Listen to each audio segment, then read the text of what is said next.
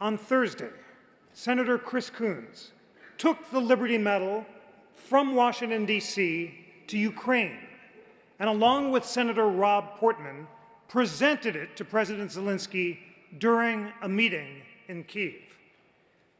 Later in the ceremony, we'll see a video of that presentation, and Senator Coons will talk about what it was like to award the medal to President Zelenskyy, and why support for the Ukrainian people is so important as they bravely defend themselves from what President Zelenskyy has called Russia's brutal assault against our democratic values.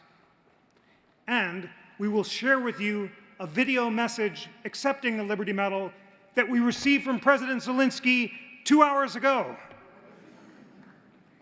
We're also honored to share a message to this gathering from President Biden, congratulating President Zelenskyy on receiving the Liberty Medal. As former honorary chairman of the National Constitution Center, I am pleased to join you all in celebrating a rare patriot, President Biden writes.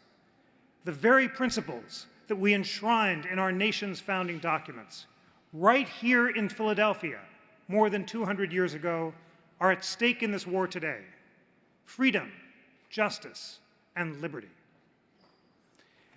Now, why is it so meaningful for all of us to gather here to honor President Zelenskyy at the National Constitution Center in Philadelphia in this sacred space?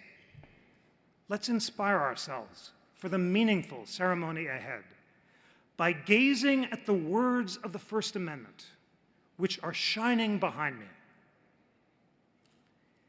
And now look to your right at Independence Hall, where the Constitution and the Declaration of Independence were drafted. What are the principles of freedom that are shining now from the First Amendment tablet and from Independence Hall?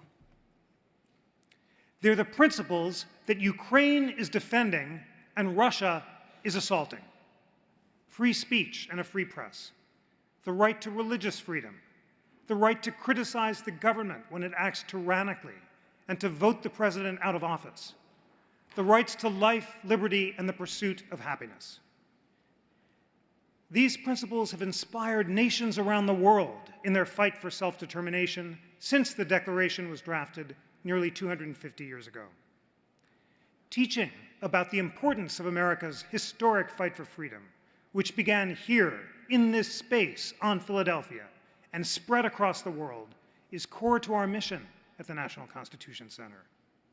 By telling the story of America's struggle for equal rights, limited government, and the rule of law, we aspire to remind people across America and around the world that these liberties are hard-fought, hard-won, and urgently important to preserve, protect, and defend.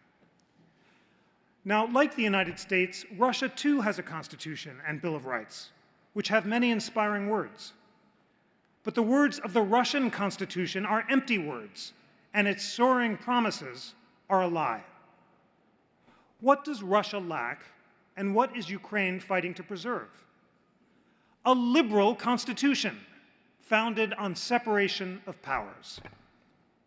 As the American founders recognized, the single greatest protection for individual rights is to ensure that the president can't act as a tyrant or king or emperor. The president can't hold all the power. You need checks and balances of an independent legislature, and most important of all, an independent judiciary, neutrally enforcing the rule of law. I was in Ukraine in 2014 as they were drafting the new constitution in the wake of their revolution of dignity. When I asked what the most important element of the new constitution was, they said an independent judiciary that can check the president to ensure a government of laws and not of one man. But a liberal constitution and an independent judiciary can't alone protect liberty against the threats posed by illiberal tyrants like Caesar, Alexander, and Putin. The only defense against dictators and emperors who try to consolidate their power at home with murderous invasions abroad, as the founders recognized, is the virtue and courage of the people and their leaders. The founders believed liberty to be the secret of happiness and courage to be the secret of liberty, as Louis Brandeis put it, quoting Pericles' funeral oration. They knew that you need the courage to lay down your life for liberty when it faces the ultimate threat. We're gathered today to celebrate that courage, which we're seeing every day in the Ukrainian people, men and women, soldiers and civilians, who are laying down their lives for the defense of liberty.